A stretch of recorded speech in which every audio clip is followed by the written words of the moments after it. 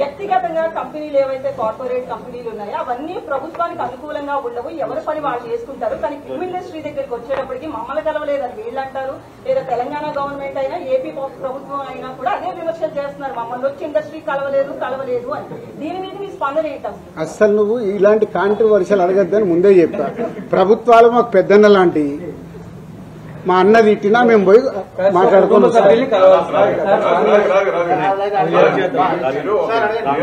మీరు ఒక ఎగ్జిబిటర్, ఒక డిస్ట్రిబ్యూటర్, ఒక ప్రొడ్యూసర్, ఈ ముగ్గురు మధ్యన ఇప్పుడు సమస్య మొత్తం. అంటే మీరు ప్రొడ్యూసర్ గా లబ్ధి పొందినాడు, మళ్ళీ డిస్ట్రిబ్యూటర్ గా లబ్ధి పొందకపోవచ్చు, అలాగే ఎగ్జిబిటర్ గా లబ్ధి పొంది అలా జరగచ్చు కదా. దీనికి ఒక ప్రొడ్యూసర్ ఈ మూడు భాగాలకు సంబంధించి మీరేం చెప్తారు? కొట్టస్ లా మీ డెసిషన్ ఏంటి?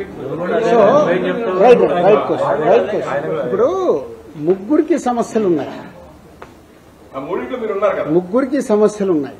కానీ నేను ఒక స్లోగన్ అందరు గుర్తుపెట్టుకోండి, సింగిల్ స్క్రీన్స్ ని కాపాడుకోవాల్సిన బాధ్యత మా ప్రొడ్యూసర్లది. సింగిల్ స్క్రీన్స్ ఉంటేనే మన దగ్గర ఆ సినిమాకి, అంటే మామూలు ప్రేక్షకుడికి కూడా థియేటర్కి వెళ్లి సినిమా చూడడం అలవాటు. ఈరోజు మన ఇండియా మొత్తంలో percentage wise we are is number 1. థియేటర్కి వెళ్లి సినిమా చూసే ఆడియన్స్ ఇప్పటికీ మన దగ్గర ఉన్నారు. అబ్రాడ్కి వెళ్ళినా మనోళ్లే.